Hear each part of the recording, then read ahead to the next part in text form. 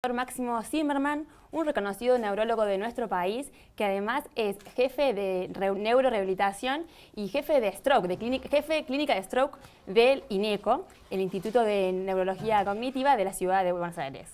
Bueno, doctor, finalmente las condiciones climáticas le permitieron llegar a la ciudad, así que muchas gracias. Afortunadamente sí, gracias Magdalena. Bueno, buen día a todos. Sí, la verdad que contento de estar acá, la posibilidad de conocer Río Cuarto, mi primera vez acá, la posibilidad de ver a algunos pacientes, así que bueno, espero que no sea la última. No, por supuesto que no. En principio, esta tarde fue convocado por Neuroset para realizar una charla a las 17 horas y bueno, y la idea es poder plantear esto de el Botox aplicado a lo que es a las funciones generativas, digamos, de los trastornos del sistema nervioso. Exacto, o sea, la toxina botulínica, te corrijo esto en realidad, sí, porque normalmente y comercialmente hablando, tal vez sea la más conocida, pero existen diversas marcas de toxina botulínica. Se le inventó inicialmente no para el tratamiento de patología o estético, sino para el tratamiento de patología neurológica, es decir, para poder beneficiar a nuestros pacientes de espasticidad, de distonía, de trastornos, por ejemplo, de aumento de salivación, que se llama hiperhidrosis, o de deshidrosis, aumento de también de secreción de glándulas sudoríparas. Entonces, la verdad que se aplica con muy buenos éxitos, con excelentes resultados, y esto brinda la posibilidad de mejorar la rehabilitación de nuestros pacientes. Claro, digamos, pero en general uno lo conoce, yo me referiste al Botox, en la cuestión estética, y de ahora, digamos, ¿de qué forma puede mejorar la calidad de vida de un paciente? Bueno, hay que tener presente que después de las secuelas de, ya sea accidente cerebrovascular, traumatismo encefalocraniano o mismo parálisis cerebral de un niño, existen ciertas consecuencias a nivel muscular. Una de las consecuencias puede ser la debilidad, o sea, puede ser en menos o puede ser en más, que es la hiperexcitabilidad con aumento del tono muscular, es decir, el aumento de tono que genera lo que se conoce como espasticidad. ¿Y esa aplicación a su vez es local? Es local, se aplica directamente al músculo. Hay distintas técnicas de aplicación, esto puede ser por vía palpatoria o puede ser también guiada por electromiografía o por ecografía, y se puede aplicar la toxina botulínica en el lugar, en el sitio, en el target determinado. Eso produce la relajación del músculo y permite contribuir al ejercicio físico, al entrenamiento físico.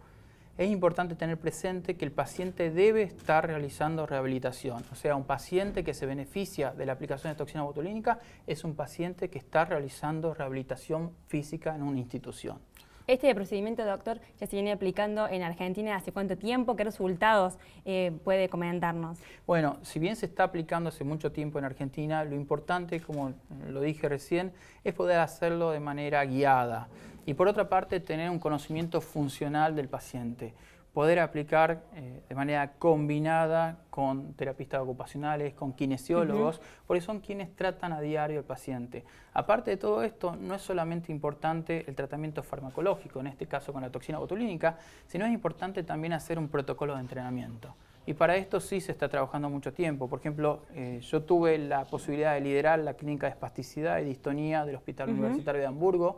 Durante 5 años, yo estuve 12 años viviendo en Hamburgo, donde realicé mi doctorado y postdoctorado de neuroplasticidad y neurorehabilitación. Y la verdad que uno tiene la posibilidad de poder aplicar distintas estrategias terapéuticas. O sea, el beneficio no es a través de una sola estrategia, de un solo tratamiento, sino de la combinación de diferentes tratamientos. Recién usted lo mencionaba también, digamos, de qué importancia es el trabajo interdisciplinario para los pacientes, digamos, que tienen algún trastorno, por decirlo de alguna forma, en el sistema nervioso. Bueno, Magdalena, este es un punto realmente crucial. Es realmente importante poder incorporar al equipo terapéutico profesionales que de alguna manera se dediquen al tratamiento de estos pacientes, que tengan una óptica particular, pero de manera coordinada. Es por eso que los pacientes se benefician por el abordaje kinesiológico, por terapia ocupacional, por neuropsicología, por fonoaudiología, por psicología, por arte terapia. Es por eso que también estos tratamientos deben ser llevados a cabo en instituciones que cuenten con estos recursos. Los recursos humanos son más importantes que los recursos tecnológicos para poder rehabilitar a nuestros pacientes. Y en ese caso también el rol de la familia. Absolutamente. Esa es la pata crucial que tenemos en la rehabilitación, que genera por otra parte, la posibilidad de reinserción, no solamente familiar, pero la reinserción también en un entorno social y laboral de nuestros pacientes. Bueno, usted también en INECO viene trabajando justamente como jefe de clínica de stroke o el accidente cerebrovascular. ¿Nos podría explicar, digamos, qué tipos de accidente cerebrovascular son los más frecuentes? Sí, primero tenemos que tener presente que el accidente cerebrovascular es la primera causa de discapacidad a nivel mundial. De hecho, según la OMS, en Argentina, cada 4 minutos hay un accidente cerebrovascular. Exactamente, esas cifras son correctas, cada 4 minutos. Y por otra parte, si bien existe tratamiento para la etapa aguda que se puede revertir el accidente cerebrovascular, lo que se ve son las secuelas a largo plazo, es decir, las secuelas después de un año del accidente cerebrovascular. Con respecto a la pregunta que me hiciste, Magdalena, existen dos tipos de accidente cerebrovascular, el accidente cerebrovascular isquémico y el accidente cerebrovascular hemorrágico. En el 80% es de origen isquémico, es decir, se produce directamente una trombosis y hay una falta de circulación de un área específica, de una arteria específica del sistema nervioso, y hay un área que genera necrosis, es decir, una muerte cerebral en un área muy definida. En el otro 20% la causa es hemorrágica, se produce una ruptura vascular y extravasación de la sangre al tejido nervioso. Y bueno, como siempre se habla de los factores de riesgo, digamos, si decimos que en nuestro país cada 4 minutos hay un accidente, digamos, ¿qué conductas estamos teniendo mal los argentinos o en general? ¿Cómo podemos revertirlo? Digamos, ¿qué precauciones para tratar de vivir de forma sana y poder quizás prevenir una ACV? Un tema importantísimo para toda la audiencia es saber que el accidente cerebrovascular es prevenible. En el 80% de los casos se puede prevenir el accidente cerebrovascular. Y para ello, como dijiste, debemos controlar los factores de riesgo. Hay factores de riesgo que son hereditarios, que no se pueden controlar, por ejemplo, si tenemos antecedentes genéticos, familiares que hayan padecido enfermedad cardíaca, enfermedad cerebrovascular, pero la mayoría de las veces hay factores de riesgo que se pueden evitar, como ser el hábito tabáquico, o sea, tenemos que dejar de fumar, el consumo de alcohol, la vida sedentaria, que es muy común en nuestro medio, sobre todo tener una alimentación sana. ¿A qué se refiere? Una alimentación sana, una alimentación variada, libre de grasas saturadas, es realizar ejercicio físico, el controlarse la presión arterial si somos hipertensos, el hacer controles cardiológicos de manera frecuente. Si hay diabetes, o sea, hay que controlarlo muy bien, hay que saber. O sea que usted, digamos, no es solamente un eslogan de los médicos, sino que realmente hace falta, digamos, cambiar de hábitos y tratar de generar, como decía usted, los controles periódicos, digamos, esas cuestiones nos ayudan para poder prevenir una ACV. Absolutamente, hay que generar concientización, hay que saber exactamente de lo que estamos hablando. Tenemos que saber, por otra parte, que si actuamos en paciente de manera preventiva, podemos evitar la ocurrencia de un accidente cerebrovascular. Y si actuamos de manera urgente, podemos reconocer un paciente que está sufriendo un accidente cerebrovascular, podemos revertir la calidad de vida de esta persona. Una cuestión que, bueno, me interesaba que usted nos comentara, son los nuevos paradigmas terapéuticos, digamos, porque ahora hay procedimientos no invasores, digamos, del cerebro. ¿Cómo funciona? Bueno, si nos centramos y estamos hablando de accidente cerebrovascular, en la etapa aguda es muy importante poder reconocerlo y aplicar un tratamiento inmediato que puede cambiar la sobrevida y pronóstico de estos pacientes. Pero si nos centramos también y nos ocupamos de la parte crónica, es decir, de las secuelas del accidente cerebrovascular, que puede haber secuelas de tipo del habla, por ejemplo, el compromiso de una afasia, lo que se conoce, un trastorno en la expresión o en la comprensión del lenguaje. Puede haber un trastorno en la movilidad, una hemiparesia, dificultad para mover una parte del cuerpo, trastornos cognitivos a nivel atencional, a nivel de la memoria, trastornos sensitivos, trastornos visuales, hemianopsia, o sea, dificultad para ver hacia un campo visual en particular. Y lo que sabemos del sistema nervioso, que es importante, es que es un órgano plástico. Claro, la plasticidad. Exactamente, esto es lo que iba, que tiene la capacidad de reorganizarse. A diferencia de otros órganos o sistemas, el sistema nervioso sí puede regenerarse, y esto a contrario o en contramano de lo que se pensaba hace 20 años atrás, que la neurona no crecía o no se multiplicaba. Una neurona muerta es una neurona que no iba a poder desarrollar una función. Esto ya se sabe que no es cierto. O sea, siempre existe una posibilidad de recuperación, de reorganización y sobre todo de generar nuevos circuitos cerebrales. O sea que si hay, como decía usted recién, una zona en el cerebro que hay neuronas que no funcionan o neuronas muertas, las otras tienen capacidad de reorganizarse y suplir quizás alguna función. Exactamente. Lo importante es poder vehiculizar esa reorganización, es poder adaptar el sistema nervioso para que se lleve a cabo una reorganización que sea adaptativa y no mal adaptativa. ¿Y hay métodos para hacer eso que no sea una forma invasora?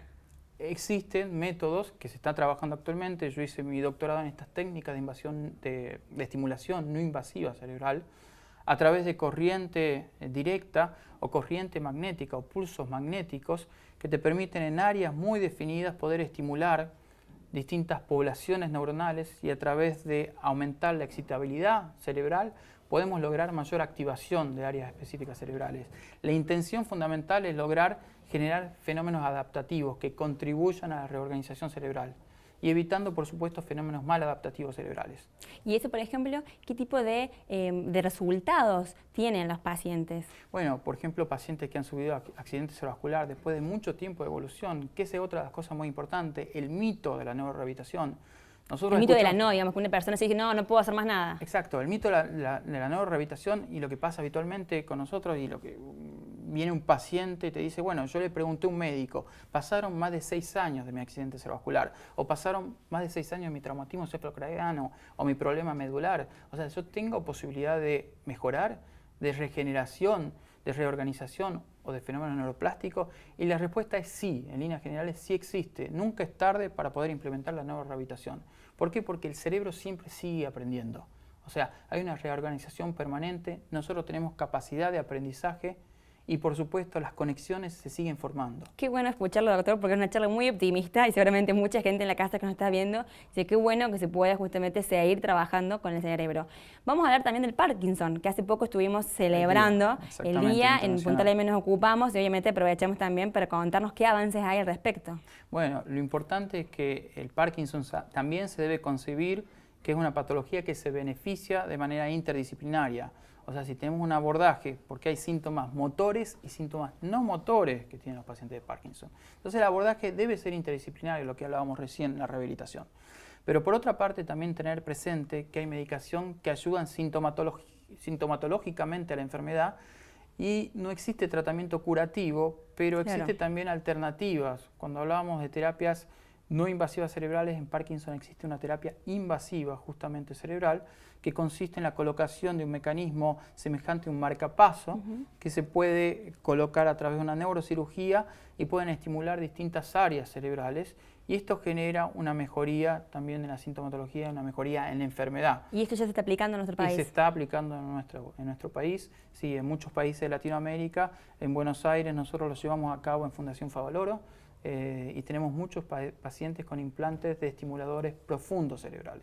Me gustaría también ir más a la cuestión cotidiana, de todos los días. El famoso cuando uno pregunta, tengo las neuronas quemadas, digamos, cuando las situaciones de estrés o de agotamiento, digamos, ¿cómo a nivel del sistema nervioso? ¿Qué nos está pasando? Bueno, existe lo que es la fatiga, la sobrecarga, el estrés, o sea, que es una enfermedad muy común en nuestros tiempos. Por supuesto, el tema de burnout, que seguramente escucharon, el tema del trabajo, o sea, la sobreexigencia de lo que podemos dar, todo esto muchas veces nos abruma y tiene que ver con nuestro rendimiento. Es por eso que ahora nosotros somos prácticamente multitasking. ¿Por qué? Porque estamos haciendo una actividad atrás de la otra, 2 actividades a la misma vez, y esto no mejora nuestro rendimiento. Y es a esto a lo que se refiere muchas veces. Pero entonces sentimos algo y nos está pasando. Hay que tratar de organizarnos. Nosotros tenemos también limitaciones, tenemos que saber todo esto. Si trabajamos de manera organizada, si podemos acomodar nuestra rutina diaria, si podemos de alguna manera tratar de ver exactamente qué es lo que estamos haciendo, funcionamos mucho mejor.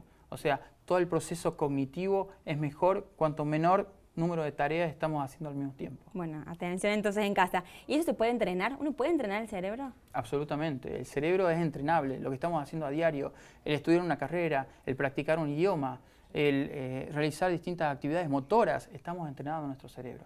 Es por eso que la rehabilitación, la ciencia detrás de la neurorehabilitación es la neuroplasticidad, y tiene que ver con el aprendizaje y el entrenamiento cotidiano. Y bueno, y también muchas veces recibimos publicidades o la gente más grande se les invita a hacer talleres de memoria. En este caso también, digamos, ¿dónde está alojada la memoria? ¿Cómo funciona? ¿Y que realmente uno puede recuperar la memoria? Bueno, es una pregunta muy compleja lo que me estás haciendo, Magdalena. Realmente es importante saber que hay distintas áreas, no hay un punto determinado en que esté localizada la memoria, pero sí existe un conglomerado de muchos circuitos que están actuando de manera sinérgica. Cuando uno habla normalmente de la memoria, tiene que saber que hay distintos dominios cognitivos y hay distintos procesos cognitivos que tienen que ver con la atención, con la capacidad ejecutiva, con la memoria de trabajo, la memoria a largo plazo, la memoria a corto plazo. Es decir, que hay muchas relaciones imbrincadas entre sí que son los procesos cognitivos y que tienen que ver también toda la parte emocional del ser humano. ¿Uno puede entrenar la memoria? Por supuesto que sí. Es importante realizar actividades que tienen que ver con el tema profesional de cada uno, tiene que ver mucho la motivación también y el estado anímico, como dije recién. Bueno, y la última cuestión, usted es egresado de la Universidad Nacional de Tucumán, egresado de la Universidad Pública, entonces también me interesaba preguntarle cuál es el estado, digamos, cómo ve la investigación en la Argentina y el estado también de las universidades públicas. Yo te cuento un poco, tal vez me retrotraigo un poco a los últimos 3 años. Yo cuando volví al país hace 3 años tuve una beca muy importante, la beca más importante del Ministerio de Ciencia y Tecnología de la Nación, que fue en combinación con la Agencia Alemana de Investigación Académica. O sea, todavía estoy esperando que se ejecute esa beca. Claro. O sea, la verdad que lamentablemente, si bien yo volví al país porque había una iniciativa muy grande, había vuelto a hacer un poco, la investigación tenía un rol preponderante en nuestro medio, en los últimos años veo una decadencia y, como dijo Facundo, una desjerarquización de la investigación, y la verdad que esas cosas sí a uno lo pone muy mal. Yo tenía 5 protocolos desarrollándose en Argentina que lamentablemente que representaban parte de esta beca con el Ministerio de Ciencia y Tecnología, que no se pueden llevar a cabo en pacientes con accidente cerebrovascular y pacientes con trastornos neurológicos porque no tenemos los medios para poder realizarlo. Bueno, una lástima, ojalá que se pueda también revertir de alguna forma el lugar de los científicos de nuestro país. Así es. Muchas gracias, doctor Zimmerman, por esta interesante conversación en Punta LM. Seguimos con ustedes, Paula y Daniel, en estudios.